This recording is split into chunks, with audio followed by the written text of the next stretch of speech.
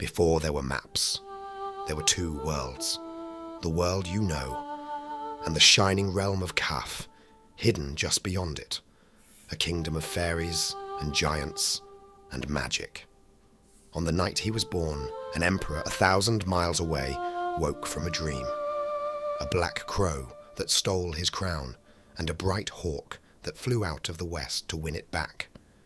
And the wise men said, "That hawk is a child, and he will shake the thrones of the world." That same night, the fairies of Kaf carried the sleeping baby across the sky. They blessed him, and they touched his eyes, so that nothing hidden could ever hide from him again. His name was Hamza. He would become the bravest champion the world had ever seen. Strong as a lion, a warrior against 100 armies, a prince who lost his heart to a princess, and at his side, the cleverest trickster who ever lived. Amar, a thief of 1,000 disguises, and the truest friend a hero ever had. Together, they crossed burning deserts and enchanted mountains. They faced sorcerers and giants and dragons and the demon armies of Kaf. They saw wonders no eye had ever seen. Thrones that flew, cities of gold, gardens that bloomed in the dark, courage, magic, love, and laughter. One of the greatest stories ever told, carried for 1,000 years. And now, it is yours. This is the Dastan of Amir Hamza. Everyone children, except the one man who spent 18 years proving it a lie. So keep count tonight. 1 thief, 4 armies. I have waited all my life to tell you this part, for you must know that the empire, unable to reach Hamza, reached instead for the woman he loved. Behind the walls of a fort there lived Mihr Nigar, and around that fort the empire threw everything it had. First came 30,000 men under 2 commanders, and they broke upon the stone like water upon a rock. Mukbil stood in the towers, and his arrows did not miss, and behind him stood 40,000 men, whose arrows, now and then, did.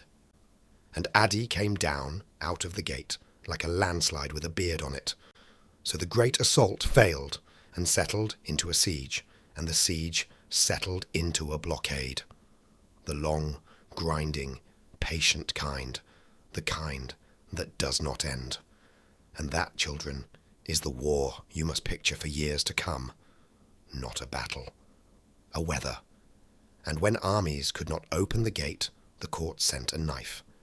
His name was Khwaja Nihal, and he was an assassin, and he rode in quietly among the honoured reinforcements. But Amar was already there.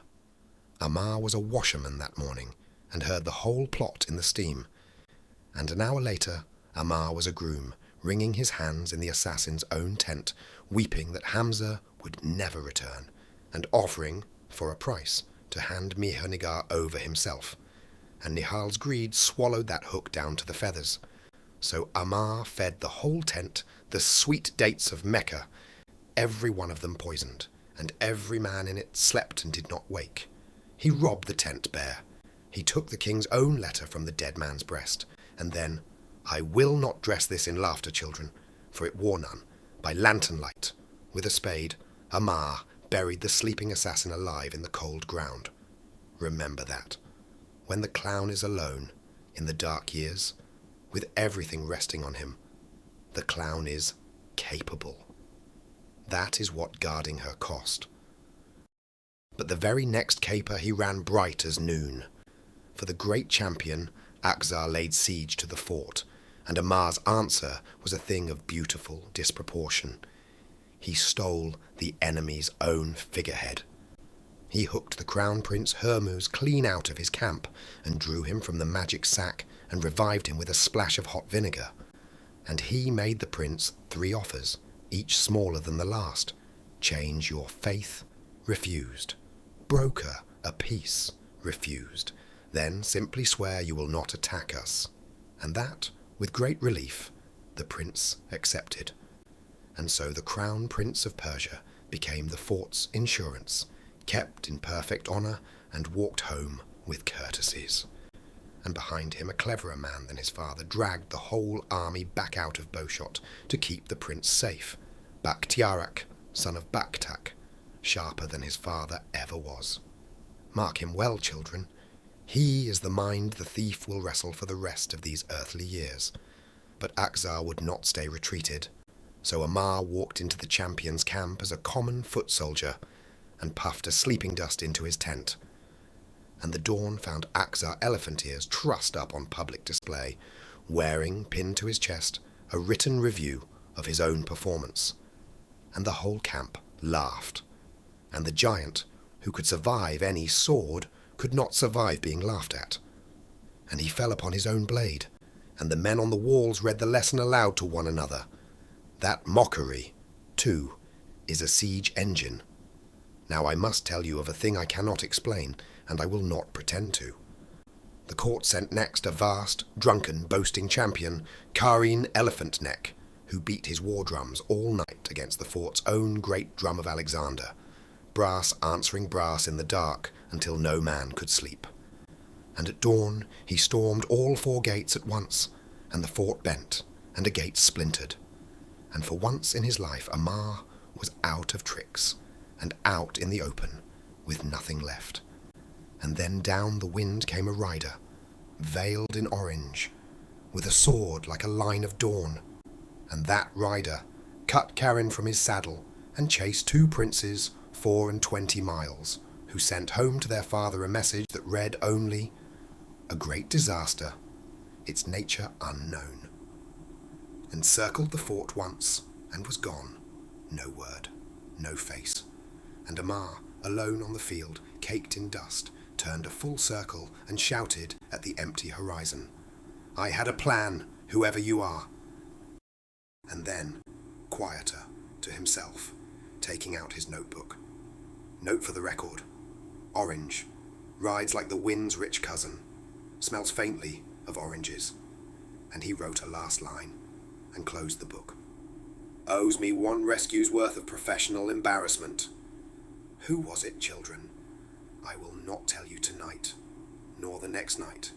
That knot stays tied a long while yet. Then the food ran out. The granary echoed, and Adi came to the thief's canopy, trailing the entire garrison behind him as witnesses. For if I come alone, he said, you'll say I ate the shortage myself.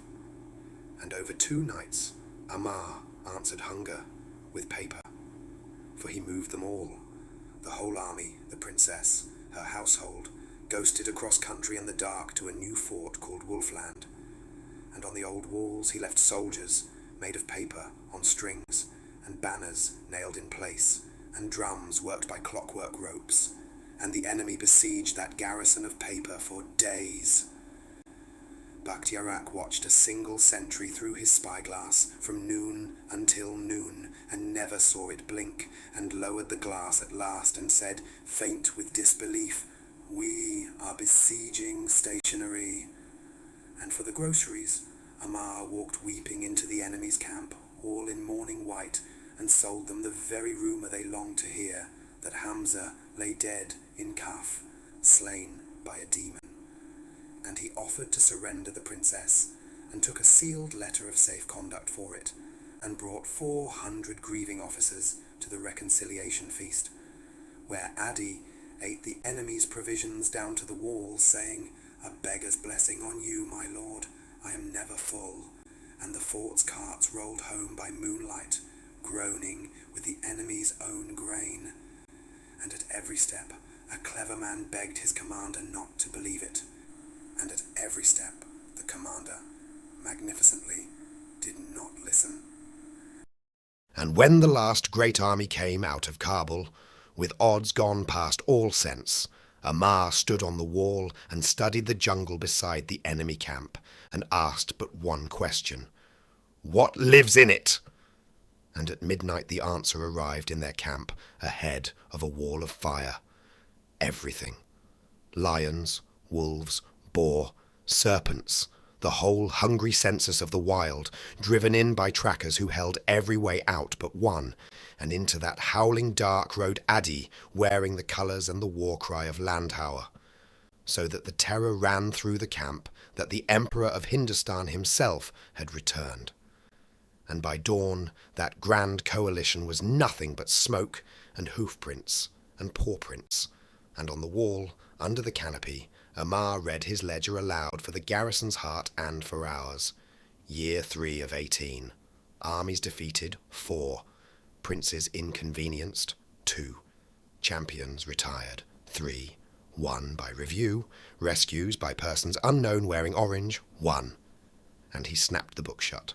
Princess, still here. Fort, still ours. Faith. And he looked at the horizon a long moment. Still stubborn. 15 years to go, children. I will not tell you all of them.